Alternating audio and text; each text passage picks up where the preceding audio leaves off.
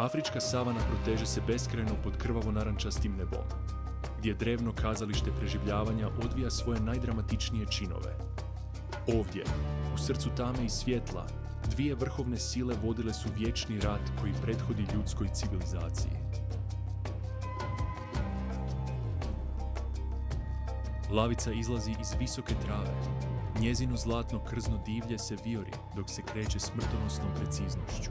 Njezine jantarne oči pretražuju horizont, šireći se dok osjeća miris, koji je tjera da se namršti od gađenja. Iza nje, još 3 lavice izlaze iz sjene, u formaciji koordiniranoj poput bilo koje vojne jedinice, ali nisu sami. U daljini, smijeh probija večernji zrak, zatim još jedan i još jedan, sve dok sama atmosfera ne vibrira od proganjajućih krikova najneshvaćenijeg afričkog grabežljivca. Pjegave hijene izlaze iz svog podzemnog kraljevstva. Njihova snažna ramena njišu se sa svakim proračunatim korakom. Njihova vođa, masivna matrijarh teška gotovo 200 funti, upire svoje inteligentne smeđe oči u lavove koji se približavaju. Vjetar donosi obećanje nasilja. 60 milijuna godina ove dvije dinastije dominiraju afričkim krajolikom krvlju, lukavstvom i odlučnošću. Večeras, kao i bezbroj noći prije, ponovno će se susresti u areni gdje preživljavaju samo najjači, gdje je milosrđe nepoznat pojam i gdje pobjednik ne polaže pravo samo na teritorij, već i na samo pravo na postojanje. Lavica se zaustavlja, prepio i šušti od jedva suzdržane agresije. Zna što slijedi. Hijena matrijarh se zaustavlja, otvarajući svoje ogromne čeljusti, otkrivajući zube sposobne zdrobiti slonske kosti. I ona prepoznaje svog bivšeg neprijatelja. Ovo nije samo teritorijalni spor. Ne radi se samo o hrani ili lovištu. Radi se o nečemu mnogo iskonskijem, nečemu ukorijenjenom u samoj DNK obje vrste. Radi se o mržnji toliko dubokoj, toliko instinktivno, da nadilazi racionalnu misao i doseže domenu čistog, evolucijskog bijesa. Trava se njiše između njih, prožeta mirisom nadolazeće bitke. U sve slabijem svjetlu, njihovi se pogledi susreću preko jaza, koji je od početka vremena razdvajao njihovu vrstu. Dvije kraljice afričke divljine. Svaka predstavlja milijune godina evolucijskog savršenstva. Svaka nosi na svojim ramenima teret opstanka svoje vrste. Tišina se rasteže poput napete žice koja će svaki čas puknuti. Dobrodošli u najbrutalnije rivalstvo u prirodnom svijetu. Da bismo razumjeli dubinu ovog sukoba, prvo moramo proniknuti u bit onoga što ove susrete čini tako neizbježnima, tako nasilnima, tako temeljnima za afrički ekosustav. Odnos između lavova i hijena nije samo konkurentan. Istovremeno je parazitski, simbiotski i katastrofalno destruktivan. Zamislite Serengeti u zoru. Zlatna svjetlost otkriva krajolik oslikan posljedicama noćnog lova. Lešina zebre leži djelomično pojedena, meso je još toplo od ubojstva. Ponos koji je oborio ovog veličanstvenog biljojeda dobro se nahranio, trbusi im se nadimaju od zadovoljstva. Ali dok se lavovi povlače u hlad na jutarnji odmor, sjene se počinju pomicati na periferiji. Prva hijena izgleda poput duha koji se uzdigao iz same zemlje. Trza nosom dok uživa u bogatom mirisu svježeg mesa i prolivene krvi. Za nekoliko minuta pridružuje joj se još jedna, pa još jedna, sve dok 10-ak pjegavih figura ne okruži napušteno truplo. Njihove snažne čeljusti brzo dovršavaju ono što su lavovi ostavili za sobom, ali to nije jednostavna operacija pražnjenja. Ovo je pljačka. Odnos između ova dva vrhunska predatora prkosi jednostavnim kategorijama koje mi ljudi često koristimo za razumijevanje prirodnog svijeta. Govorimo o predatorima i strvinarima, lovcima i oportunistima, ali lavovi i hijene postoje u prostoru koji nadilazi te oznake. Oni su jedni drugima najveći konkurenti, najopasniji neprijatelji i najpouzdaniji izvori hrane, a sve to umotano u složen i krvav odnos.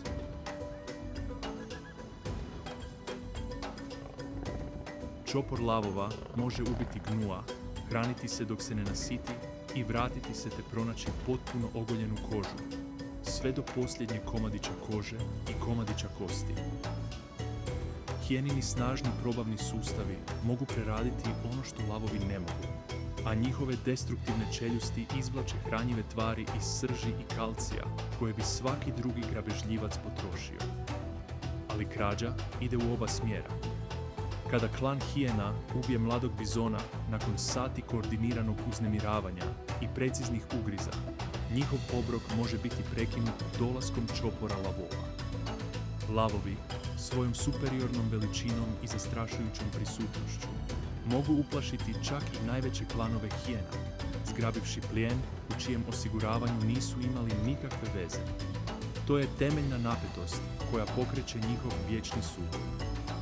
Obje vrste su dovoljno inteligentne da razumiju vrijednost međusobnih lovačkih vještina. Objekti su dovoljno moćni da kradu jedna od druge. Obje su dovoljno ponosne da se bore za ono što vjeruju da im s pravom pripada. U krateru Ngorongoro istraživači su dokumentirali slučajeve u kojima lavovi i hijene provode cijele noći u smrtonosnoj igri mačke i miša, više puta kradući istu lešinu. Zebra koja ugine u sumrak može promijeniti vlasnika 6 puta prije zore. Svaka promjena obilježena je režanjem i stvarnom mogućnošću smrti. Ali ispod ove površinske konkurencije krije se nešto još dublje. Ove dvije vrste ne samo da se natječu za resurse, već aktivno utječu na međusobnu evoluciju, ponašanje i strategije preživljavanja. Inteligencija hijena izbrušena je milijunima godina nadmudrivanja lavova. Strategije kooperativnog lova lavova usavršene su stalnim pritiskom hijena koje ih plijene.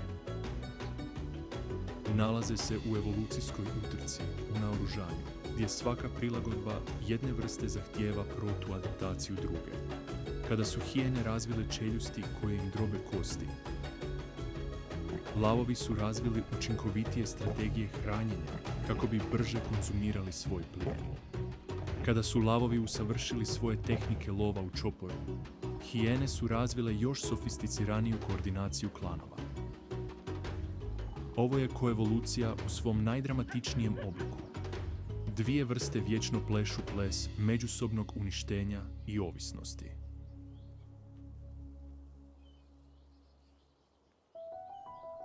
Jutarnje sunce izlazi nad Masai Marom, obasjavajući svojim zrakama drevni prizor. Ogroman mužjak lava, čija se tamna griva vijori na vjetru, bdije nad posljednjim plijenom svog ponosa. Njegove žute oči neprestano pretražuju okolni krajolik, ne u potrazi za plijenom, već u potrazi za neizbježnim dolaskom njegovih najupornijih neprijatelja. Da bismo istinski razumjeli intenzitet ovog rivalstva, prvo moramo ispitati veličanstvena stvorenja u njegovom središtu.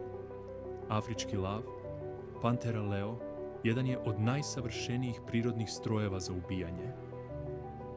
Grabežljivac toliko ikoničan da je tisućama godina dominirao ljudskom maštom. Ali iza mitologije i simbolike leži stvorenje izvanredne složenosti i smrtonosne učinkovitosti. Odrasli mužjak lava može doseći duljinu veću od 3 metra i težiti više od 250 kg. Njegovo tijelo je remek djelo grabežljivog inženjerstva, dizajnirano za eksplozivnu snagu i razornu učinkovitost. Promatrajte ga kako se kreće kroz visoku travu i svjedočit ćete poeziji napisanoj snagom i hrabrošću. Svaki korak je precizan. Njegove ogromne kandže ne proizvode zvuk unatoč tome što nose 1/4 tone grabežljivca. Griva na vrhu glave služi višestrukim funkcijama osim pukog prikazivanja. Ove labave vlasi pružaju zaštitu tijekom borbi, ublažavajući udarce kandži i zuba. Što je griva tamnija i gušća, to više testosterona teče njezinim venama, pokazujući njezinu genetsku superiornost i potencijalnim partnerima i suparničkim mužjacima. Ali u kontekstu njezina odnosa s hijenama, ta griva služi još važnijoj funkciji – zastrašivanje. Lavlja rika može se čuti 8 km daleko. Zvuk toliko snažan da doslovno vibrira kroz tlo i prodire u kosti svakog stvorenja u njegovom dosegu. Kada je usmjerena prema hijenama, ova rika prenosi poruku čiste dominacije. Ovaj teritorij pripada kralju, a uljezi će snositi posljedice. Ali pravo oružje u lavljem arsenalu nije njegova rika, griva, pa čak ni njegove zastrašujuće kandže. To je njegova inteligencija, posebno razumijevanje grupne dinamike i strategije suradnje. Lavlji čopor funkcionira kao vojna jedinica, pri čemu svaki član igra određenu ulogu i u lovu i u obrani. Lavice su primarni lovci, koristeći svoju superiornu brzinu i okretnost kako bi oborile svoj plijen. Mužjaci su čuvari, a njihova zastrašujuća prisutnost drži konkurente i prijetnje na distanci. Promatrajte čopor kako koordinira lov i svjedočit ćete taktičkoj briljantnosti koja bi impresionirala svakog generala. Lavice se raspoređuju u koordiniranoj formaciji, neke usmjeravaju svoj plijen prema drugima koji vrebaju u zasjedi. Komuniciraju suptilnim govorom tijela, pozicionirajući se kako bi presjekle puteve za bijeg i maksimizirale svoje šanse za uspjeh. Ista taktička inteligencija primjenjuje se i na njihove sukobe s hijenama. Kada se čopor lavova suoči s klanom hijena, oni ne jure naprijed jednostavno sa slijepom agresijom. Oni izračunavaju broj životinja, procjenjuju teren i u skladu s tim biraju svoju strategiju. Jedan mužjak lava mogao bi se povući iz velikog klana, znajući da je diskrecija bolji dio hrabrosti. Ali taj isti lav, potpomognut svojim ponosom, jurnut će izravno u skupinu dvostruko većih hijena, znajući da sama brojnost i zastrašivanje mogu prevladati brojčanu neravnopravnost. Lavlje fizičke sposobnosti nadopunjene su razumijevanjem psihološkog ratovanja koje graniči sa sofisticiranim. Znaju da ih se hijene boje ne samo zbog svoje veličine i snage, već i zbog svoje spremnosti da ubiju bez jedenja. Ponekad lav ubije hijenu samo kako bi eliminirao konkurenciju, ostavljajući lešinu netaknutom kao upozorenje drugima. Ali ako su lavovi kraljevi zastrašivanja i grube sile, hijene su majstori upornosti i kolektivne inteligencije. Pjegavoj hijeni, krokuta krokuta, možda nedostaje lavlja veličanstvenost i simbolična moć, ali ono što joj nedostaje u karizmi, više nego nadoknađuje evolucijskim uspjehom. Ženka pjegave hijene jedinstveno je stvorenje u životinjskom carstvu. Veća i agresivnija od svojih mužjaka, vlada matrijarhalnim društvom u kojem snaga, inteligencija i lukavost određuju društveni rang. Promatra kako klan matrijarh vodi svoje sljedbenike preko savane.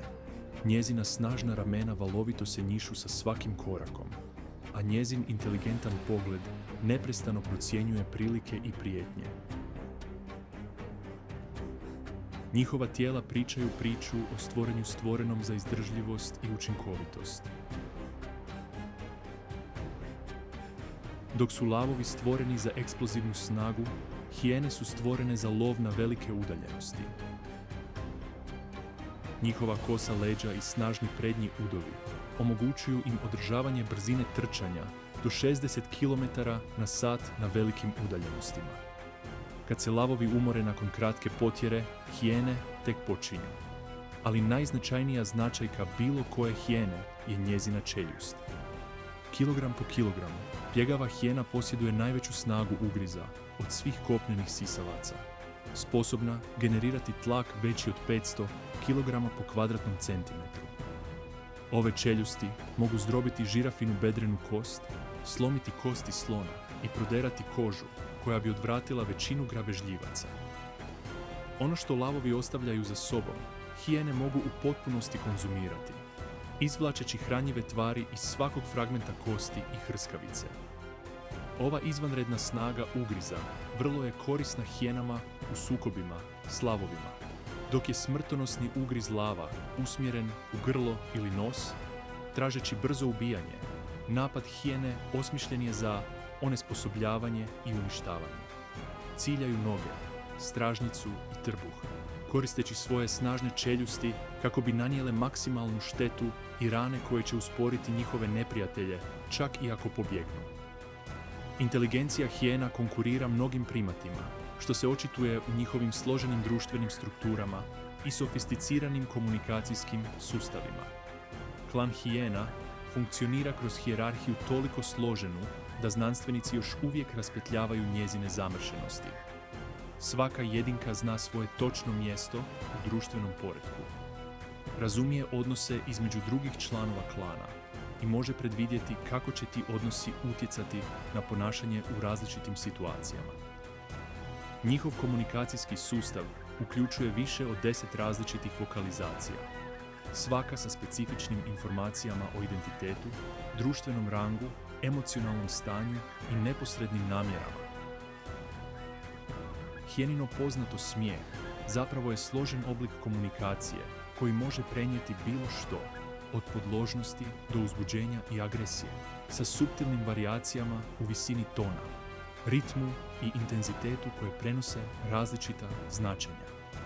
Kada klan hijena naiđe na lavove, ovaj komunikacijski sustav pretvara se u taktičku mrežu koja bi impresionirala svakog vojnog stratega.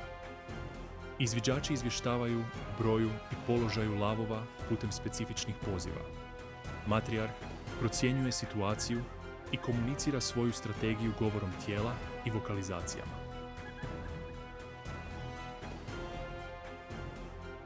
Svaki član klana prepoznaje svoju ulogu i koordinira svoje pokrete s preciznošću koja otkriva milijune godina evolucijskog usavršavanja.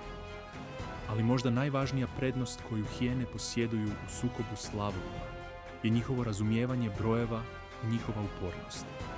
Dok se lavovi oslanjaju na zastrašivanje i kratke eksplozivne sukobe, hijene se ističu u iscrpljivanju. Znaju da čak ni najmoćniji lavlji čopor ne može održavati stalnu budnost i spremne su čekati savršen trenutak za napad.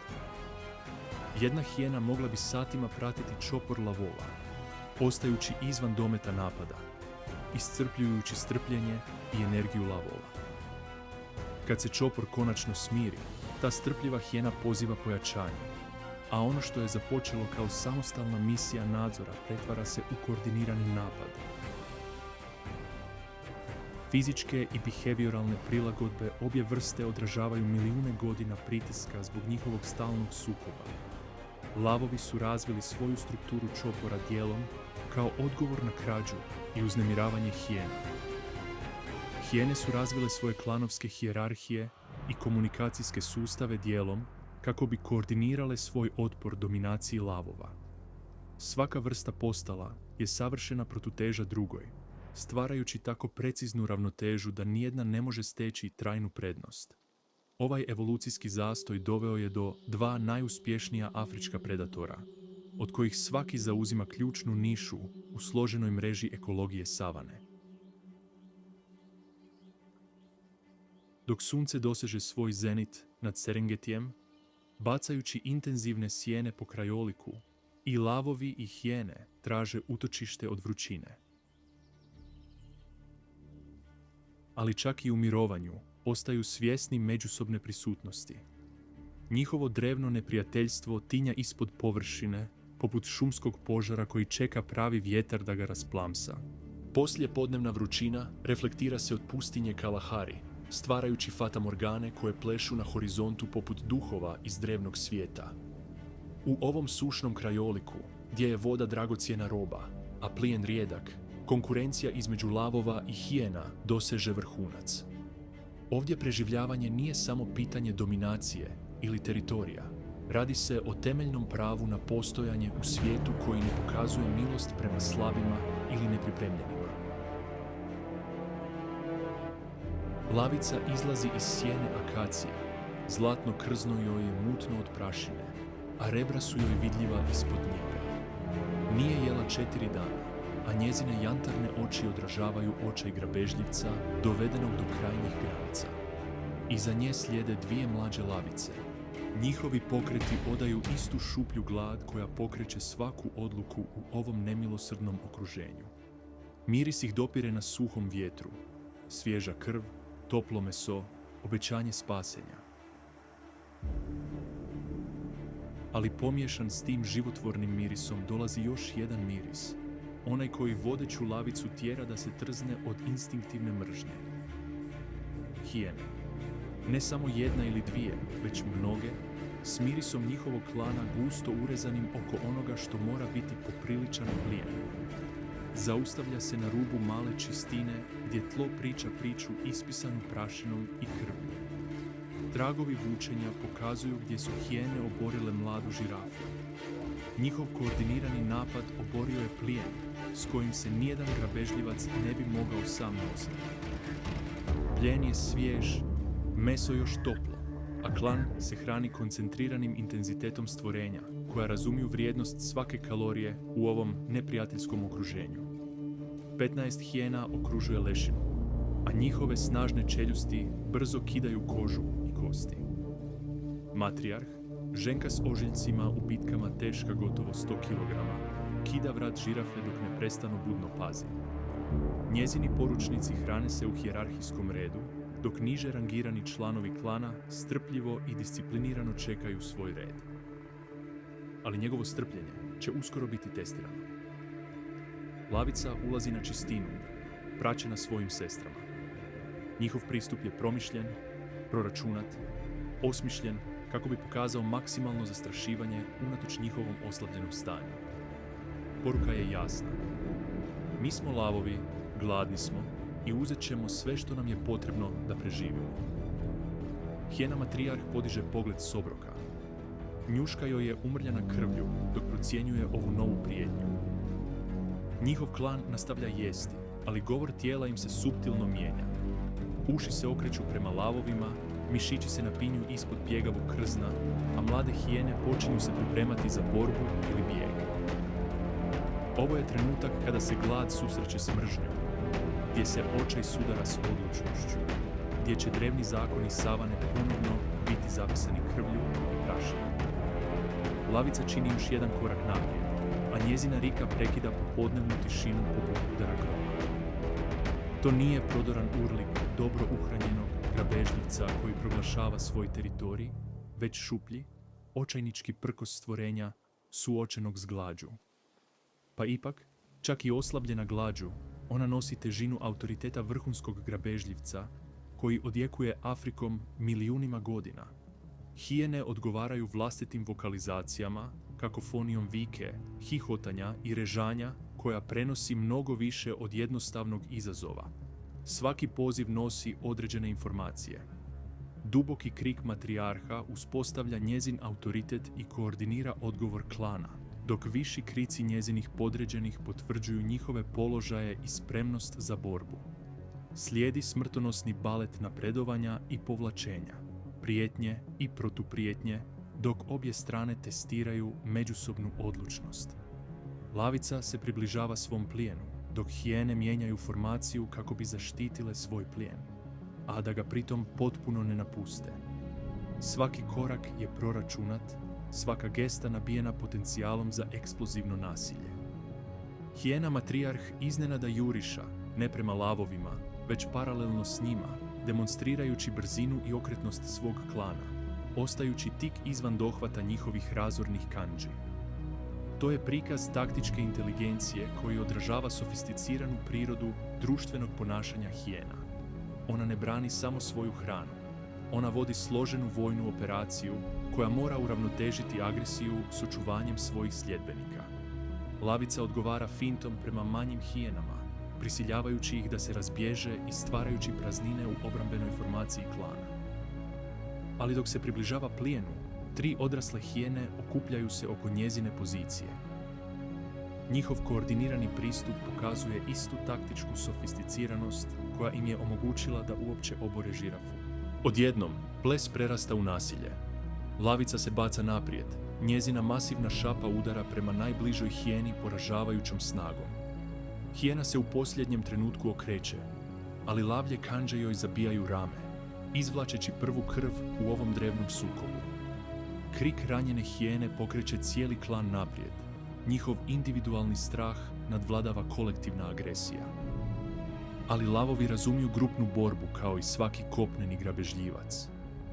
Druge dvije lavice odmah se mobiliziraju kako bi podržale svog vođu, stvarajući trokutastu formaciju koja štiti svakog člana i maksimizira njihove ofenzivne sposobnosti. Njihovi urlici stapaju se u simfoniju dominacije koja odjekuje krajolikom, objavljujući svim stvorenjima kilometrima uokolo da su se kraljevi savane uključili u sukob. Hijene odgovaraju vlastitim borbenim povicima, ali njihovi zvukovi prenose drugačiju poruku. Dok lavlje rikanje govori o individualnoj moći i dominaciji, hijene koordiniraju grupne taktike i zajedničku inteligenciju. One se ne bore samo. One provode strategiju usavršenu kroz bezbroj sličnih sukoba. Matrijarh kruži u širokom krugu, koristeći svoju superiorniju brzinu kako bi se pozicionirala i napala bok vodeće lavice. U međuvremenu, njezini poručnici održavaju frontalni pritisak, škljocajući čeljustima i jurišnim fintama, držeći lavove usmjerene prema naprijed. To je klasičan pokret kliješta koji pokazuje sofisticirano taktičko razmišljanje koje hijene čini tako uspješnim natjecateljima. Ali lavovi imaju svoje strategije, razvijene tijekom milijuna godina sličnih sukoba. Prednja lavica iznenada mijenja smjer, koristeći svoju superiorniju veličinu i snagu kako bi se probila kroz hijene i došla do lešine. Njezine masivne čeljusti zatvaraju se oko dijela žirafinog kuka i ona počinje vući cijeli plijen prema svojim sestrama. Hijene ne mogu dopustiti da ova pljačka uspije. Njihov koordinirani napad pretvara se u očajnički napad dok se članovi klana okupljaju sa svih strana. Zubi zagrizu lavlje šape, njihove snažne čeljusti traže ranjiva mjesta, a zrak se ispunjava režanjem, urlikom i vlažnim zvukovima borbe. Hijena uspijeva uhvatiti lavicu za rep, a njen snažni ugriz izaziva krvarenje i tjera većeg grabežljivca da se okreće u eksplozivnom bijesu. Lavičin protunapad šalje hijenu u bijes, ali odmah na njezino mjesto stupaju još dvije, koordinirajući svoje napade kako bi maksimizirale štetu i smanjile izloženost tim smrtonosnim kandžama. Bitka bjesni na čistini, a nijedna strana ne uspijeva steći odlučujuću prednost. Lavovi su pojedinačno veći i jači, ali hijene su brojne i imaju taktičku inteligenciju da ih učinkovito iskoriste. Za svaku ranjenu hijenu koja se povuče, druga zauzima njezino mjesto, održavajući stalan pritisak na brojčano nadjačane lavove. Krv mrlja prašinu dok obje strane plaćaju cijenu za svoje dugogodišnje neprijateljstvo. Mlada hijena šepa s dubokim tragovima kandži na rebrima, dok jedna od lavica ima karakteristične ubodne rane od hijeninih zuba na stražnjoj nozi. Rane nisu opasne po život, ali će odgoditi zacjeljivanje i smanjiti učinkovitost lova u okruženju gdje svaka slabost može značiti smrt. Dok sunce zalazi za horizont, boji nebo u nijanse narančaste i crvene koje odražavaju krv na tlu, bitka doseže vrhunac.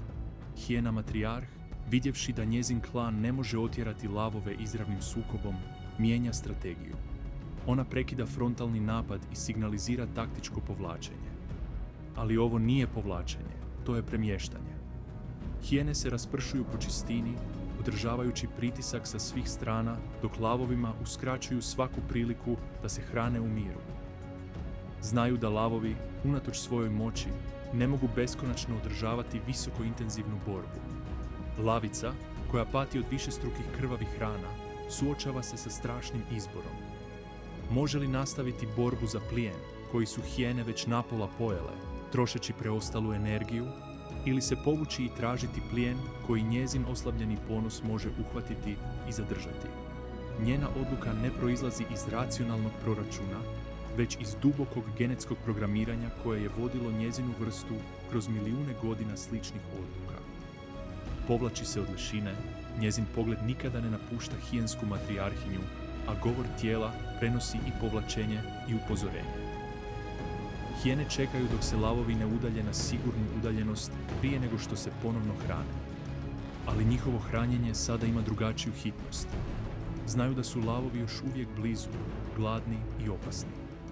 Svaki zalogaj moraju uzeti sokom na okolinu, a svaki trenutak hranjenja mora se odvagnuti s obzirom na mogućnost novog napada. Dok noć pada nad Kalahari, obje strane liječe svoje rane i planiraju sljedeće poteze. Lavovi se sklone na stjenovitu izbočinu, a glad im je pogoršana boli od svježih rana. Hijene brzo završe svoj obrok, svjesne da se moraju razbježati prije nego što ih lavovi ponovno pokušaju ukrasti. Ovaj jedinstveni sukob, koji se odvijao tijekom nekoliko sati na afričkom tlu, predstavlja milijune sličnih susreta koji datiraju još iz geoloških vremena. Svaka bitka označava novu crtu u složenom odnosu između ova dva vrhunska predatora, a svaki sukob baca novo svjetlo na evolucijsku utrku u naoružanju koja je oblikovala obje vrste. Ali pojedinačne bitke samo su dio mnogo veće priče. Priče napisane ne u satima već u sezonama, ne u pojedinačnim susretima već u dugoročnim strategijama koje određuju koje će vrste napredovati, a koje će samo preživjeti. Kišna sezona pretvara afrički krajolik u zeleni raj gdje se plijen množi, a lov postaje slavlje obilja, a ne očajnička borba za preživljavanje. No, paradoksalno, ova sezona obilja često pojačava sukob između lavova i hijena, jer se obje vrste natječu ne samo za trenutnu hranu, već i za teritorijalne prednosti, koje će odrediti njihov uspjeh kada se vrati sušna sezona. U poplavljenim travnjacima delte Okavango, čopor lavova uspostavio je privremeni teritorij oko niza otoka koji pružaju svježu vodu i izvrsne mogućnosti za lov. Čopor se sastoji od 2 odrasla mužjaka, 5 lavica i 7 mladunaca starosti, između 6 mjeseci i 2 godine. Njihov uspjeh vidljiv je u glatkoj dlaci i snažnom zdravlju, ali njihov prosperitet nije prošao nezapaženo od strane njihovih vječnih neprijatelja. Lavica zastaje na rubu močvare prekrivene papirusom, a njezin osjetljivi nos analizira složeni miris koji dopire iz vlažnog zraka. Voda, vegetacija, razni plijen i, ispod, prepoznatljiv mošu spjegavih hijena. Ne onaj smrdljivi miris udaljenog prolaza, već svjež, bogat miris klana koji aktivno patrolira teritorijem koji nazivaju svojim. Kreće se kroz visoku travu tečnom prikrivenošću. Svaka šapa postavljena s preciznošću stvorenja koje razumije vrijednost tišine. Iza nje, 2 druge lavice slijede je u labavoj formaciji, koja odaje godine suradničkog lova i zajedničkog preživljavanja. One ne prate samo plijen. One provode izviđanje u ratu za teritorij koji je eskalirao izvan pukog natjecanja za hranu. Jutarnja magla diže se iz toplih voda dok sunce izlazi, stvarajući eterični krajolik gdje se vidljivost stalno mijenja, a zvukovi se šire u neočekivanim smjerovima. To je savršena klima za lov na grabežljivce iz zasjede, ali također pruža utočište onima koji možda love lovce. Tiho režanje s njezine lijeve strane zaustavlja lavicu usred koraka. Zvuk je odmah prepoznatljiv. Kontaktni poziv hijene. Akustični ekvivalent provjere vojne radioveze. Ali smjer i kvaliteta poziva sugeriraju nešto od čega joj se kosa diže na glavi. Ovo nije samo jedna hijena ili čak mala skupina. To je zvuk velike mobilizacije klana. Kroz kovitlajuću maglu, siluete se počinju materializirati poput noćnih mora. Prvo 1 hijena, zatim 3, pa 7, a onda toliko da ih je nemoguće izbrojati. Kreću se koordiniranom preciznošću sile, koja je isplanirala ovaj susret, šireći svoju formaciju kako bi presjekli moguće puteve za bijeg, a istovremeno održavajući komunikaciju suptilnim vokalizacijama i govorom tijela. Vodeća lavica odmah prepoznaje hijensku matrijarhinju. Sukobile su se i prije, u sukobima koji su obje strane ostavili krvavima, ali nijedna nije izašla kao pobjednica. Lijevo uho hijene nosi karakteristične paralelne ožiljke lavljih kandži, dok lavica ima ubodne ožiljke na stražnjim nogama koji savršeno odgovaraju hijeninim zubima. One su stare neprijateljice koje razumiju međusobne sposobnosti s bliskošću smrtnih neprijatelja. Ali ovaj susret se čini drugačijim od njihovih prethodnih sukoba. Hijene ne reagiraju samo na priliku ili brane plijen. Njihova formacija, njihova koordinacija, njihov promišljeni pristup preko teškog terena sugeriraju nešto sofisticiranije. Planirani napad na teritoriji lavova sa strateškim ciljevima koji nadilaze neposredno stjecanje resursa. Hijena matrijarh se zaustavlja na udaljenosti, koja je smješta tik izvan dometa lava, ali dovoljno blizu za jasnu komunikaciju. Govor njezina tijela je nepogrešiv. Ne pregovaranje ili poziranje, već postavljanje ultimatuma. Poruka, kodirana u njezinom držanju, položaju ušiju i izrazu lica, jasna je kao izgovorene riječi. Napustite ovaj teritorij ili se suočite s posljedicama. Lavica to savršeno razumije. Također razumije da će popuštanje ovom izazovu postaviti presedan koji bi mogao koštati njezin ponos najvrijednijeg teritorija, baš kad se približava sušna sezona. Njezin odgovor je trenutan i nepopustljiv. Rika, koja izvire duboko u njezinim prsima i odjekuje močvarom dovoljnom snagom da rasprši sve ptice kilometrima unaokolo. Zvuk prenosi više od jednostavnog izazova. To je poziv na oružje kojim se pozivaju svi članovi čopora, izjava o namjeri kojom najavljuju svoju spremnost da se bore za ono što smatraju svojim i izazov koji izaziva hijene da provedu svoju implicitnu prijetnju. Odgovor ne dolazi od hijena matrijarha, već od klana u cjelini. 23 glasa spajaju se u kakofoniji vike, hihotanja i režanja koja stvara zvučni zid osmišljen za zastrašivanje i koordinaciju. Svaki glas prenosi specifične informacije o pozicioniranju, pripremi i taktičkim namjerama, stvarajući simfoniju agresije koja govori o milijunima godina evolucijskog usavršavanja. Ali lavica nije sama. Na njezinu riku odgovorio je gromoglasan urlik dominantnog mužjaka čopora. Zvuk toliko snažan da se činilo kao da trese tlo. Za nekoliko minuta cijeli čopor materijalizirao se iz jutarnje magle. Formacija koordinirana poput hijena, ali s dodatnom psihološkom težinom autoriteta vrhunskog predatora. Dvije se sile suočavaju na močvarnom terenu koji će uskoro postati bojno polje. Lavovi s jedne strane, hijene s druge. Svaka skupina predstavlja milijune godina evolucijskog uspjeha i strategije preživljavanja. Napetost je toliko gusta da se čini kao da upija zvuk, stvarajući prostor tišine koji prekidaju samo nervozni pokreti manjih stvorenja koja bježe iz područja. Hijena matrijarh napreduje korak po korak, testirajući odlučnost lavova, dok istovremeno pokazuje vlastitu spremnost da pojača ofenzivu. Njihov klan ih slijedi, njihov napredak je koordiniran, ali fleksibilan, spreman prilagoditi se svakom odgovoru lavova. Razumiju da se suočavaju sa strašnim neprijateljem, ali također znaju da im njihova brojčana prednost i taktička fleksibilnost daju mogućnosti s kojima se pojedinačna snaga ne može mjeriti. Dominantni mužjak lava skače u izazov. Njegova impozantna figura probija se kroz maglu poput zlatne lavine. Njegova gusta, tamna griva najavljuje optimalnu genetsku kondiciju i vrhunac razine testosterona. Ali, što je još važnije, njegova prisutnost nosi akumuliranu težinu svake teritorijalne pobjede, svakog uspješnog lova, svakog trenutka kada je njegov autoritet testiran i demonstriran kao apsolutan. Sukob koji slijedi odvija se zastrašujućom ljepotom savršeno ujedinjenih snaga koje se sudaraju u smrtonosnoj borbi. Napad mužjaka lava ne dočekuje se povlačenjem, već taktičkim raspršivanjem koje hijene, usmjerene na jednu metu, pretvara u višestruke prijetnje koje napadaju iz svih smjerova. Kandže paraju pjegavo krzno, dok snažne čeljusti traže ranjiva mjesta u zlatnim kožama.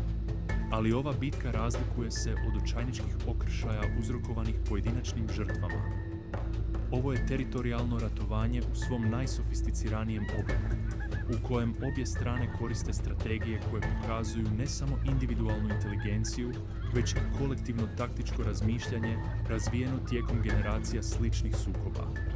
Lavice koordiniraju svoje napade kako bi podržale svog mužjaka i zaštitile mlade članove čopora, kojima nedostaje iskustva za ovu razinu borbe. Njihovi pokreti pokazuju fluidnu preciznost vojne jedinice koja je godinama zajedno trenirala, predviđajući međusobne postupke, a istovremeno održavajući svijest o cjelokupnoj taktičkoj situaciji. Hijene odgovaraju vlastitom koordiniranom taktikom, koristeći svoju brojčanu nadmoć kako bi stvorile više točaka pritiska i izbjegle izravan sukob s najopasnijim protivnicima. Njihova strategija nije pobijediti kroz pojedinačnu borbu, već nanijeti dovoljno kumulativne štete da bi održavanje teritorijalnih zahtjeva lavova bilo preskupo. Krv mrlja jutarnju maglu dok obje strane plaćaju cijenu za svoju odlučnost. Mlada hijena tetura s dubokim ranama od kandži koje će zacijeliti tjednima, dok jedna od lavica nosi karakteristične ubodne rane od hijenovih zuba na ramenu. Ozljede su ozbiljne, ali ne i smrtonosne. Dio su proračunatog nasilja koje objema vrstama omogućuje žestoko natjecanje izbjegavajući međusobno uništenje. Dok bitka bijesni preko močvare, postaje jasno da nijedna strana ne može postići odlučujuću pobjedu samo izravnom borbom. Individualnu nadmoć lavova nadoknađuje brojčana prednost i taktička fleksibilnost hijena. Svaki napad lava dočekuje se strateškim povlačenjem i pregrupiranjem hijena, dok se svaki napad hijena suprotstavlja koordiniranom obranom lavova. Prekretnica ne dolazi zbog veće borbene sposobnosti, već zbog superiorne teritorijalne svijesti. Jedna od lavica predvodi bočni pokret koji koristi geografiju močvare kako bi hijenama presjekla glavni put za bijeg, dok se druga pozicionira kako bi povela klan u dublje vode, gdje bi njihova prednost u brzini bila neutralizirana. Prepoznajući promjenu taktičke prednosti, hijena matrijarh signalizira strateško povlačenje. Međutim, ovo povlačenje nije poraz, već taktičko premještanje za dugoročnu kampanju. Hijene se povlače na uredan način, održavajući koheziju skupine i komunicirajući svoju namjeru da nastave teritorijalni spor drugim sredstvima. Lavovi ih ne progone. Razumiju da su odbijanjem neposredne prijetnje postigli svoj primarni cilj. Održavanje kontrole nad ključnim teritorijem tijekom sezone kada takva kontrola izravno znači prednost u preživljavanju. Čopor se pregrupira, liječi rane i priprema za neizbježan nastavak ovog drevnog sukoba. Dok sunce izlazi i raspršuje jutarnju maglu, obje strane uspostavljaju obrazac budnog suživota koji karakterizira njihov odnos tijekom razdoblja intenzivnih teritorijalnih sporova. Lavovi održavaju jasan posjed spornog teritorija, dok hijene uspostavljaju promatračke položaje na strateškim udaljenostima, prateći aktivnost lavova dok planiraju svoj sljedeći taktički potez. Jutrošnja bitka predstavlja samo jedan okršaj u ratu koji će se nastaviti tijekom kišne sezone i intenzivirati kako resursi postaju oskudniji.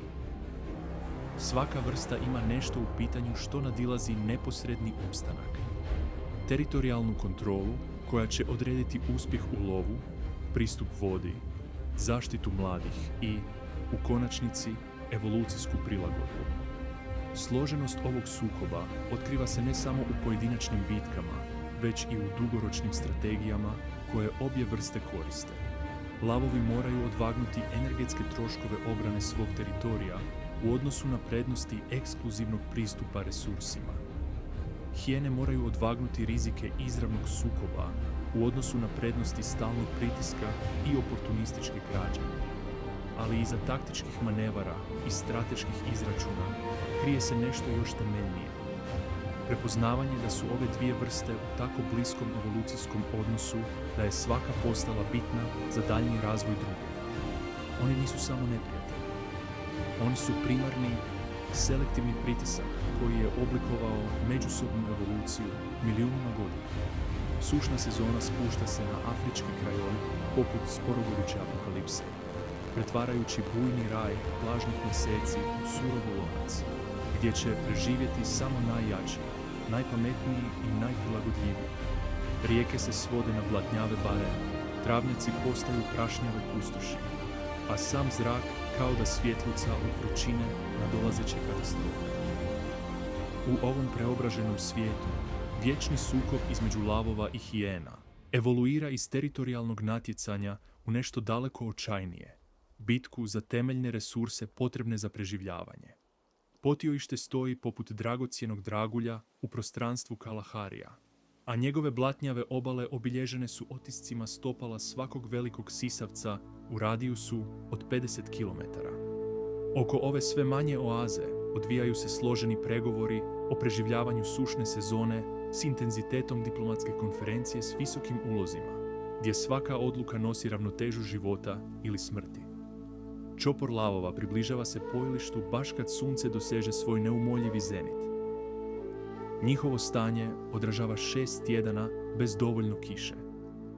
Rebra vidljiva ispod prašnjavog zlatnog krzna, oči blago upale od dehidracije, pokreti koji štede energiju preciznošću stvorenja koja žive na rubu svojih fizioloških granica.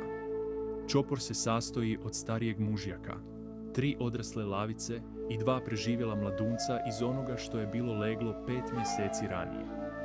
Dominantna lavica zaustavlja se 50 metara od vode. Njezina iskusna osjetila katalogiziraju svaki miris koji nosi pregrijani zrak. Voda, blato, zaostali miris nekoliko biljojeda, koji su ovdje pili proteklog dana, a ispod svega toga, poznati mošus koji iziskuje tjera da automatski stisne usne u neprijateljstvu. Hijene. Ne samo smrdljiv miris dalekog prolaza, već svjež, koncentriran miris klana koji je ovo pojilište proglasio svojim teritorijem. Oprezno napreduje, svjestan da bi taj jednostavan čin pijenja mogao izazvati sukob koji si njegov oslabljeni čopor ne može priuštiti. Ali voda nije opcionalna. Bez nje će uginuti u roku od nekoliko dana. Strašna matematika preživljavanja u sušnom razdoblju ne ostavlja mjesta za preferencije čopora ili teritorijalne preferencije. Kroz svjetlucave valove vrućine, figure se počinju materializirati oko pojilišta poput demona koji izlaze iz podzemlja. Hijene, 10 njih. Njihove moćne forme poredane u obrambeni perimetar koji označava vojnu preciznost i očajničku odlučnost. I one razumiju vrijednost ovog resursa i očito su odlučile da njegovo dijeljenje nije opcija. Hijena matrijarh uzdiže se iz svog položaja u sjeni golog grma. Njezina masivna figura nosi ožiljke bezbrojnih bitaka, ali i snažno zdravlje koje svjedoči o njezinoj uspješnoj kontroli resursa. Njihov klan? Hijena matrijarh uzdiže se iz svog položaja u sjeni golog grma. Njezina impozantna figura nosi ožiljke bezbrojnih bitaka, ali i snažno zdravlje koje svjedoči o uspješnoj kontroli resursa. Njezin klan broji više od 30 jedinki, od ogromnih odraslih ženki do mladih koji uče brutalnu stvarnost politike sušne sezone. Njihovo pozicioniranje oko pojilišta nije slučajno. Ono predstavlja kulminaciju tjedana strateškog planiranja i teritorijalne konsolidacije. Svojim inteligentnim smeđim očima upire pogled u nadolazeće lavove, a u tom pogledu leži nakupljena mudrost stvorenja koje je preživjelo 15 sušnih sezona kombinacijom lukavosti, nemilosrdnosti i taktičke briljantnosti. Ovo nije jednostavno čuvanje resursa. To je provedba sveobuhvatne strategije preživljavanja, čiji je razvoj i konsolidacija trajala mjesecima.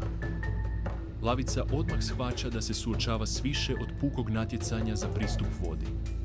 Dresura hijena, njihova očita zdravstvena prednost i brojčana nadmoć kombiniraju se kako bi stvorili situaciju u kojoj će se tradicionalne taktike zastrašivanja lavova pokazati ne samo neučinkovitima, već i potencijalno katastrofalnima. Međutim, potreba njezina ponosa za vodom nadišla je područje izbora i postala apsolutna nužnost. Signalizira svom ponosu suptilnim govorom tijela koji odaje godine koordiniranog preživljavanja. Poruka je složena. Pristupite s krajnjim oprezom.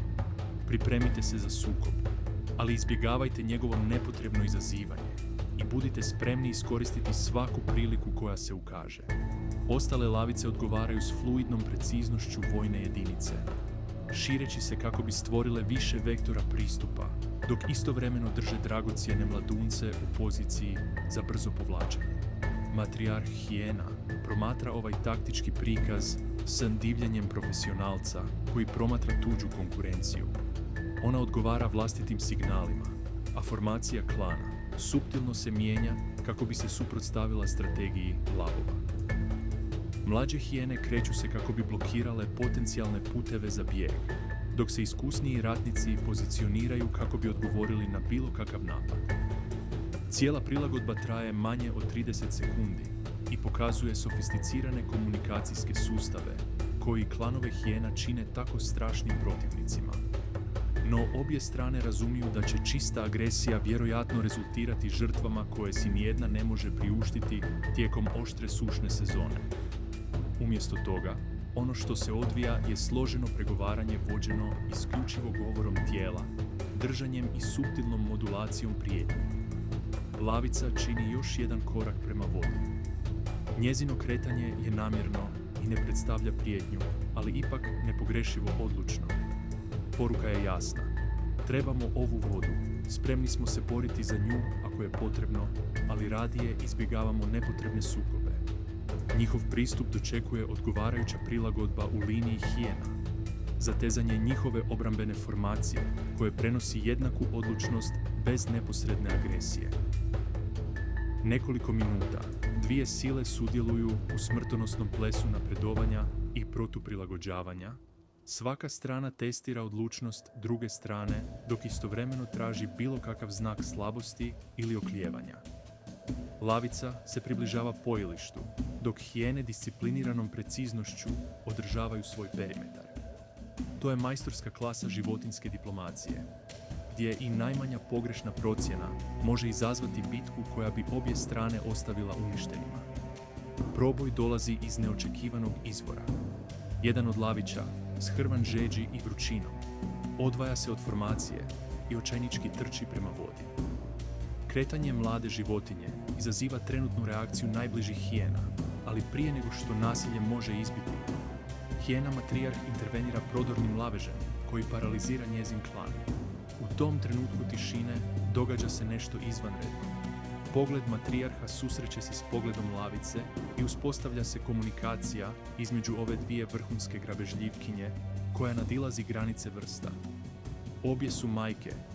Obje razumiju očajničke potrebe mladunaca dovedene do svojih fizioloških granica. Obje prepoznaju da postoje stvari važnije od teritorijalne dominacije ili predačkog neprijateljstva. Hijena matrijarh se pomiče u stranu, stvarajući uski prolaz do obale. Njezino kretanje je minimalno, gotovo neprimjetno, ali njezina poruka je nedvosmislena. Mladunci smiju piti, ali samo mladunci i samo pod strogim nadzorom. To je ustupak koji krši sva načela konkurencije za resurse, ali priznaje dublju matematiku preživljavanja vrste. Lavica odgovara istom suptilnošću, signalizirajući svojim mladuncima da se približe vodi dok se istovremeno pozicionira kako bi se osigurala da ne zloupotrijebe ovu neočekivanu uslugu. Mladi lavovi piju brzo i učinkovito. Njihova očajnička žeđ čini ih ranjivima, ali majčina budnost štiti ih od bilo kakvih promjena u politici hijena. Dok se mladunci povlače na sigurno, pregovori se nastavljaju. Lavica se približava pojilištu, ali njezini su pokreti pažljivo isplanirani kako bi pokazala poštovanje prema teritoriju hijena, a istovremeno zadržala svoje dostojanstvo. Pije brzo i učinkovito, bez sporog zadovoljstva koje voda inače pruža. Iza nje, ostale lavice čekaju svoj red, svjesne da ova neviđena suradnja postoji samo pod najrigoroznijim uvjetima. Hijene s intenzivnom pažnjom promatraju taj proces, spremne reagirati na svako odstupanje od implicitnog dogovora. Njihova disciplina je izvanredna. Unatoč brojčanoj prednosti i teritorijalnoj kontroli, poštuju dogovoreni pristup, održavajući jasne granice oko sebe. Svaki lav smije piti, ali samo jedan po jedan, kratko vrijeme i pod stalnim nadzorom. Kad lavovi zadovolje svoje neposredne potrebe za vodom, započinju povlačenje s istom preciznošću koja je karakterizirala njihov prilazak. Ali dok se spremaju za odlazak, hijena matrijarh čini posljednju gestu, koja otkriva složene izračune koji stoje iza cijelog ovog susreta. Vodi svoj klan do obale i počinje piti, ali postavlja sebe i svoje sljedbenike, tako da ostavljaju čiste pristupne puteve za sve očajne životinje koje bi mogle prići tijekom noći. To je demonstracija kontrole resursa koja priznaje stvarnost da, tijekom najsurovijih razdoblja sušne sezone, apsolutna teritorijalna isključenost postaje luksuz koji si nijedan grabežljivac ne može priuštiti. Lavovi se povlače na stjenovitu izbočinu udaljenu 2 kilometra, gdje se sklanjaju u hlad kako bi pričekali najjaču dnevnu vrućinu. Sa svog uzvišenog položaja mogu nadzirati pojilište izbjegavajući izravan sukob sa svojim privremenim saveznicima. Dogovoreno primirje je krhko i ovisi o kontinuiranoj oskudici, što suradnju čini vrijednijom od konkurencije. Kako se noć približava i temperature padaju, obje vrste se pripremaju za noćni lov, svjesne da će sutra donijeti nove izazove njihovom pažljivo uravnoteženom odnosu. Sušna sezona je daleko od kraja, a svakim danom koji prolazi pojačavat će pritisak na sve resurse na njihovom zajedničkom teritoriju. Ali večeras će mladunci spavati bez neposredne prijetnje dehidracijom, a majke će loviti znajući da je voda i dalje dostupna čak i pod strogim nadzorom. To nije pobjeda ni za jednu stranu, ali trijumf za složenu inteligenciju koja omogućuje dvama vrhunskim predatorima da prepoznaju kada preživljavanje pobjeđuje dugogodišnje neprijateljstvo. Prve kiše nove kišne sezone stižu poput božanskog blagoslova, pretvarajući sušni krajolik u eksploziju zelenog života i novih mogućnosti. Ali s ovim obiljem dolazi i promjena u osjetljivoj ravnoteži između lavova i hijena, jer teritorijalne granice koje su se činile nepromjenjivima tijekom očajnički mršavih mjeseci odjednom postaju fluidne i podložne pregovorima. Jutro, nakon prvih obilnih kiša, obje vrste suočavaju se s preobraženim krajolikom. Privremeni potoci teku, tamo gdje su samo nekoliko dana prije bile prašnjave ravnice, novi izdanci trave prekrivaju područja koja su nekoć bila neplodna pustoš, a sam zrak nosi slatki miris regeneracije. Za stvorenja koja su preživjela surovost suše, ovo obilje ne predstavlja samo olakšanje, već i priliku. Mlada lavica, jedno od mladunaca iz susreta s pojilištem, sada potpuno odrasla i trudna sa svojim prvim leglom, istražuje teritorij koji se preko noći udvostručio. Sezonski potoci i lokve koji su se pojavili stvaraju nove mogućnosti lova i uklanjaju konkurenciju za resurse koja je nekada svaki dan sušne sezone pretvarala u potencijalnu bitku. Ali oni također predstavljaju nove izazove, jer se utvrđeni teritoriji moraju ponovno pregovarati suočeni s promjenjivim uvjetima. Njihov čopor je narastao tijekom obilnih mjeseci nakon prvih kiša. 3 mladunca igraju se u plitkoj vodi sezonskog potoka.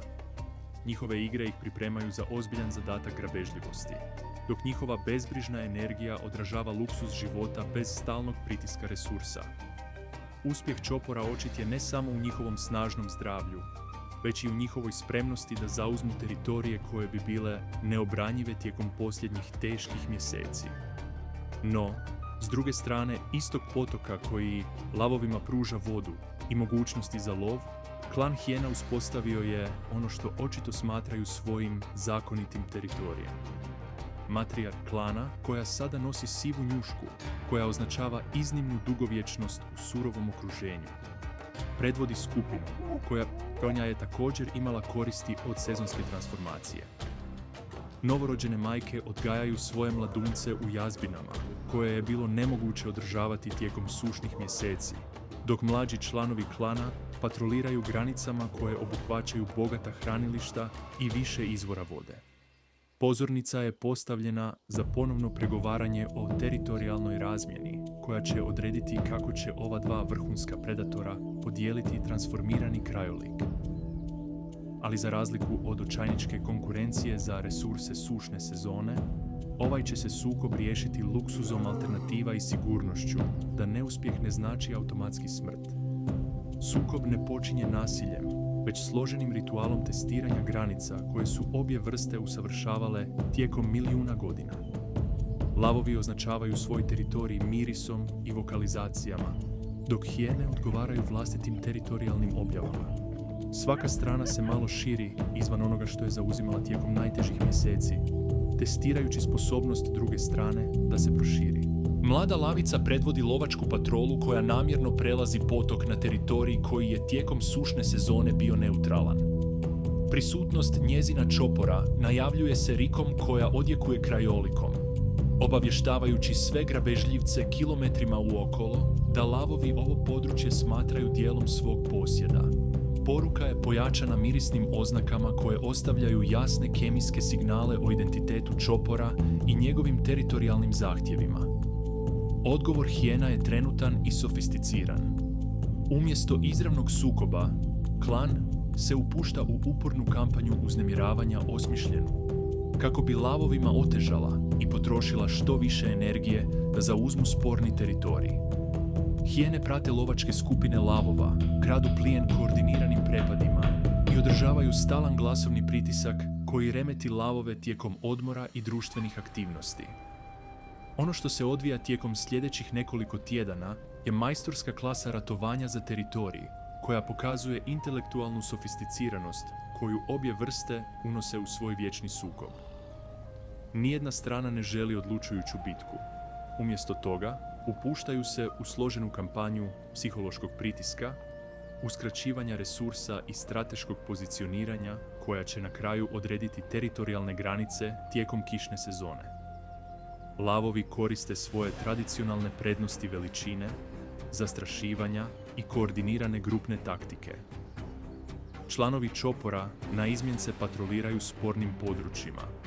Njihova prisutnost pokazuje stalnu okupaciju, dok njihova rika objavljuje njihovu odlučnost da održe svoje teritorijalne zahtjeve.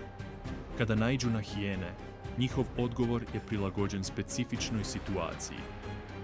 Pojedinačne hijene tjeraju agresivni prikazi, dok se veće skupine suočavaju s taktičkim povlačenjem i pregrupiranjem. Hijene se protunapadaju vlastitim sofisticiranim strategijama. Koriste svoju brojčanu nadmoć i otpornost kako bi održavale stalan pritisak na teritorijalne zahtjeve lavova, pojavljujući se na različitim lokacijama u nepredvidivim vremenima, spriječavajući ih da učinkovito koncentriraju svoje obrambene napore. Njihova vokalna komunikacija koordinira strategije cijelog klana, koje se mogu brzo mijenjati kao odgovor na taktike lavova, pokazujući fleksibilnost koja ih čini tako uspješnim konkurentima. No ispod ovog površnog sukoba leži dublji proces međusobne prilagodbe i prepoznavanja. Obje vrste stječu nove informacije o međusobnim sposobnostima, prilagođavaju svoje strategije na temelju uočenih odgovora i razvijaju taktičke inovacije koje će utjecati na buduće susrete. Svaki sukob dodaje podatke složenom računu, koji obje strane koriste za procjenu omjera troškova i koristi u svojim teritorijalnim izračunima. Prekretnica dolazi kada obje vrste otkriju da obilje kišne sezone omogućuje teritorijalne aranžmane koji bi bili nemogući tijekom oskudice resursa. Veliko krdo zebri koje migriraju kroz područje nudi mogućnosti lova i lavovima i hijenama, ali veličina krda znači da konkurencija za pojedinačni plijen postaje manje važna od lokacije za optimalan pristup lovu. Lavovi su vješti u hvatanju velikog plijena koordiniranim taktikama iz zasjede, ali ne mogu pojesti cijele lešine zebri prije nego što se raspadnu. Hijene, sa svojim snažnim čeljustima i učinkovitim probavnim sustavom, mogu izvući hranjive tvari iz dijelova lešine koje lavovi ne mogu iskoristiti. Prvi put u mjesecima njihov odnos prelazi iz čiste konkurencije u nešto što nalikuje simbiozi. Pojavljuje se probni obrazac. Lavovi love prve životinje, ali toleriraju hijene koje se hrane lešinama, dok hijene usmjeravaju svoje lovačke napore na vrste plijena koje lavovi smatraju manje privlačnima. Ovaj dogovor ne predstavlja suradnju u ljudskom smislu, već sofisticirani oblik dijeljenja resursa koji omogućuje objema vrstama da imaju koristi od sezonskog obilja. ova promjena u njihovom odnosu dovodi i do drugih promjena. Mladunci lavova mogu promatrati tehnike lova hijena s relativno sigurnih udaljenosti, učeći tako alternativne strategije predatora koje bi mogle biti korisne u odrasloj dobi. Mlade hijene također uče taktike suradnje među lavovima, uključujući nove mogućnosti ponašanja u svoj repertoar strategija preživljavanja. Teritorijalne granice koje se u konačnici stabiliziraju ne odražavaju apsolutnu dominaciju bilo koje strane ili jednostavnu podjelu resursa. Umjesto toga, one predstavljaju složeni sporazum koji prepoznaje temeljnu stvarnost obilja u kišnoj sezoni. Ima dovoljno resursa za napredak obje vrste ako mogu razviti strategije koje maksimiziraju koristi i minimiziraju skupe sukobe. Kako kišna sezona napreduje i plijen se raspršuje po proširenom staništu, i lavovi i hijene uspostavljaju teritorijalne sporazume koji će trajati sve dok ih sljedeća sušna sezona ne prisili da ponovno pregovaraju o svom starom paktu. Mlada lavica, sada natovarena mladuncima koji će se roditi tijekom ovog privremenog obilja, patrolira granicama koje ne predstavljaju pobjedu nad hijenama, već uspješnu prilagodbu složenoj stvarnosti dijeljenja teritorija s vršnjacima. Hijena matrijarh, čija siva njuška sada pokazuje tragove još jedne uspješne godine, vodi svoj prošireni klan kroz teritorij koji pruža sve što im je potrebno za mladunce, koji predstavljaju genetsku budućnost njihove loze.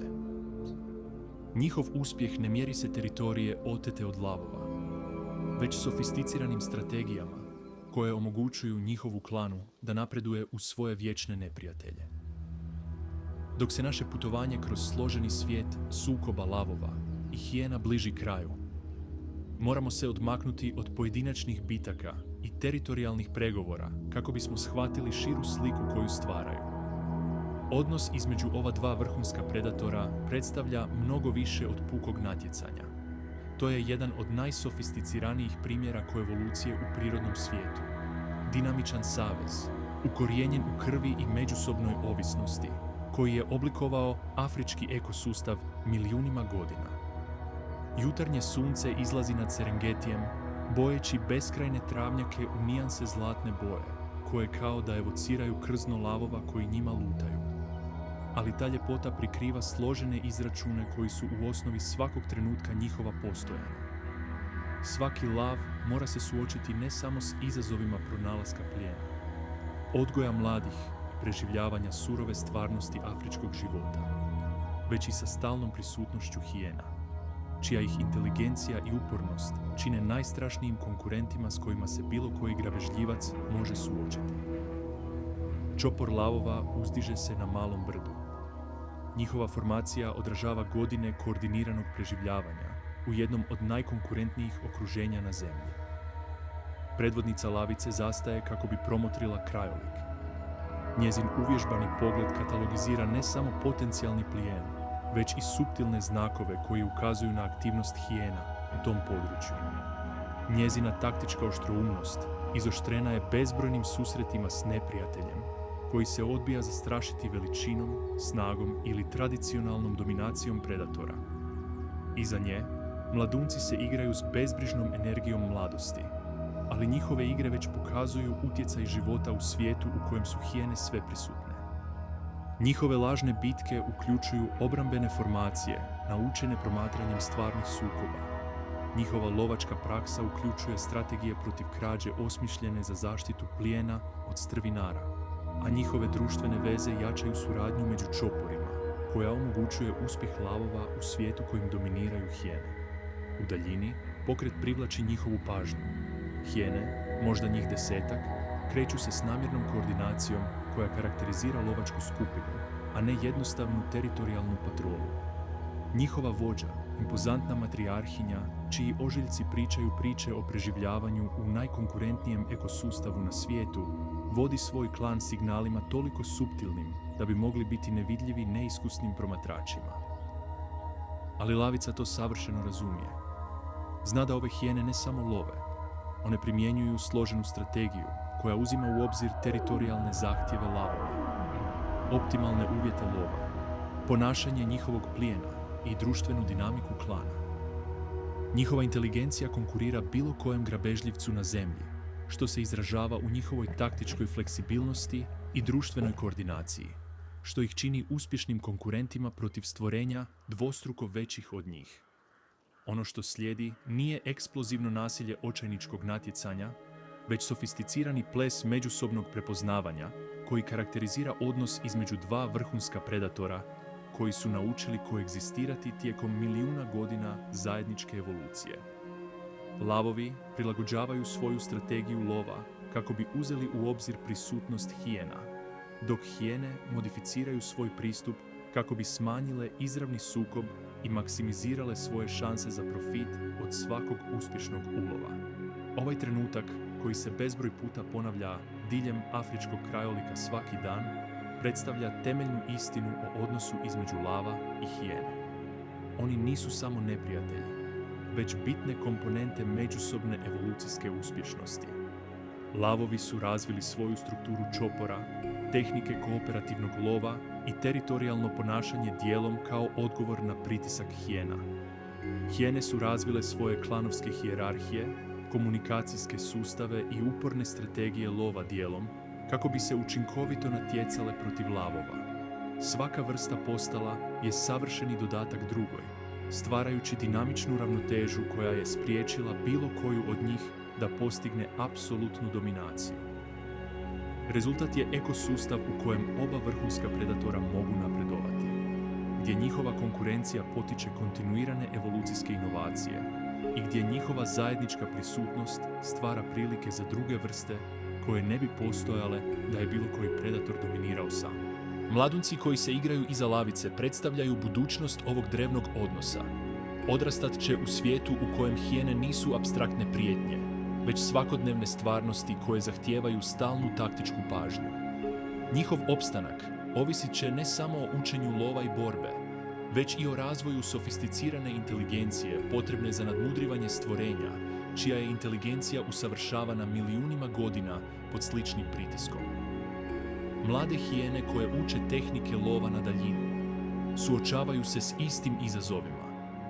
Moraju svladati ne samo mehaniku lova na plijen, već i složene društvene i taktičke vještine potrebne za krađu od lavova, obranu od njihovih napada i koordinaciju aktivnosti klana suočenih s jakim konkurentima. Obje vrste sudjeluju u evolucijskoj utrci u naoružanju, gdje svaki napredak jedne strane stvara pritisak na drugu da se protuprilagodi. Lavovi razvijaju brže tehnike lova kako bi smanjili mogućnosti krađe od strane hijena. Hijene reagiraju sofisticiranijom grupnom koordinacijom kako bi prevladale obranu lavova. Hijene razvijaju jače čeljusti kako bi učinkovitije obranjivale kosti. Lavovi se protunapadaju učinkovitijim strategijama hranjenja kako bi konzumirali plijen prije nego što hijene stignu. Taj konkurentski pritisak doveo je do pojave dvaju najuspješnijih velikih predatora na zemlji, od kojih svaki zauzima malo drugačiju nišu koja im omogućuje koegzistenciju tijekom intenzivnog natjecanja. Lavovi se ističu u hvatanju velikog plijena koordiniranim taktikama iz zasjede, dok se hijene specijaliziraju za uporan lov i izvlačenje resursa iz lešina koje drugi predatori ne mogu u potpunosti iskoristiti. No njihov odnos nadilazi jednostavnu konkurenciju za resurse i proteže se na područje inženjerstva ekosustava.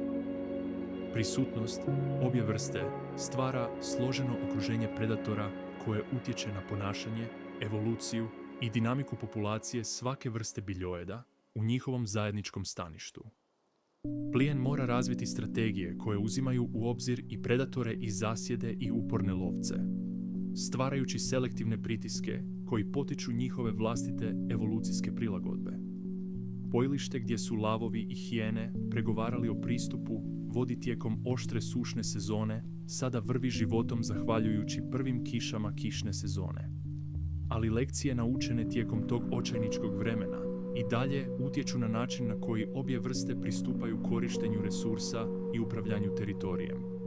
Naučili su da suradnja, ma koliko nevoljka i privremena, ponekad više doprinosi opstanku nego otvorena konkurencija, Kako sunce izlazi i obje skupine grabežljivaca traže hlad za podnevni odmor, smještaju se na položaje koji im omogućuju da prepoznaju međusobnu prisutnost bez izazivanja nepotrebnog sukoba. Lavovi biraju stjenovito izdanak koji pruža dobru vidljivost i obrambene položaje, dok se hijene smještaju u šumi akacije koja nudi hlad i više puteva za bijeg. Udaljenost između njih je precizno izračunata, dovoljno blizu da svaka skupina može pratiti aktivnosti druge skupine. Dovoljno daleko da se izbjegnu slučajni susreti koji bi mogli izazvati sukob i pozicionirani tako da omoguće brzu reakciju ako se pojave prilike za natjecanje ili suradnju. To je savršen primjer složenih prostornih pregovora koji karakteriziraju njihov odnos tijekom razdoblja relativnog obilja. Mlade životinje obje vrste koriste ovaj mirni interval kako bi promatrale svoje vršnjake, učeći izravnim promatranjem sposobnosti i ograničenja svojih vječnih suparnika. Mladunci lavova proučavaju društvenu dinamiku i komunikacijske sustave hijena, dok mlade hijene analiziraju lovačke formacije i teritorijalno ponašanje lavova. Ovo međusobno obrazovanje stvara temelj taktičkog znanja koje će služiti objema vrstama tijekom cijelog života. Večernji lov donijet će nove izazove i prilike za oba predatora. Plijen, naučivši tumačiti znakove neposredne opasnosti i od lavova i od hijena, razvio je sofisticirane strategije bijega koje zahtijevaju stalnu taktičku prilagodbu od strane njihovih predatora. Svaki lov postaje šahovska partija s 3 strane u kojoj predatori moraju nadmudriti ne samo svoj plijen, već i svoje konkurente. Kako se noć približava i temperature padaju, obje skupine započinju suptilne pripreme za noćni lov koji će još jednom testirati njihovu sposobnost konkurentnog suživota u jednom od najzahtjevnijih okruženja na zemlji. Strategije koje koriste, teritoriji koje osvajaju i njihov uspjeh bit će pod utjecajem prisutnosti i sposobnosti njihovih bivših suparnika. Odnos između lavova i hijena predstavlja nešto jedinstveno u prirodnom svijetu. 2 vrhunska predatora toliko podjednako usklađena u inteligenciji, prilagodljivosti i kompetitivnoj sposobnosti da nijedan ne može eliminirati drugog. Njihov vječni sukob nije doveo do međusobnog uništenja, već do uzajamne izvrsnosti, stvarajući 2 najuspješnija vrhunska predatora u evolucijskoj povijesti. Dok tama pada nad afričkim krajolikom i počinje noćni lov, drevna drama se nastavlja odvijati. Lavovi i hijene kreću se kroz svoj zajednički svijet, sigurni da bi svaki susret mogao odrediti ne samo njihov neposredni opstanak, već i dugoročnu evolucijsku putanju obje vrste. Njihov sukob ugrađen je u samu strukturu njihovog zajedničkog ekosustava, izražen kroz složenu mrežu odnosa koja afričke divlje životinje čini jednom od najdinamičnijih i najnaprednijih bioloških zajednica na zemlji. Zvijezde koje sjaje iznad Serengetija svjedočile su ovoj drami milijunima godina i nastavit će je svjedočiti još milijunima. Jer, u konačnici, sukob između lavova i hijena nije rat koji bilo koja strana može dobiti, već ples međusobnog stvaranja koji je iznjedrio neke od najveličanstvenijih predatora koje je naš planet ikada poznavao. U tami, Rika odjekuje savanom, a odgovara joj divlji smijeh hijena. Drevni razgovor se nastavlja, kao što je trajao od početka vremena, i nastavit će se do kraja dana. 2 glasa u vječnom dijalogu govore jezikom preživljavanja, natjecanja i beskonačne kreativnosti same evolucije. Ovo je njihova priča, ovo je njihovo nasljeđe. Ovo je veličanstvena, strašna i prekrasna istina života u divljem srcu Afrike, gdje neprijatelji postaju partneri u najvećem evolucijskom plesu koji je ikada koreografirala sama priroda. Zanima li vas epsko rivalstvo između lavova i hijena? Na čijoj ste strani? Podijelite svoje mišljenje u komentarima i ne zaboravite se pretplatiti za još zarona s divljim životinjama.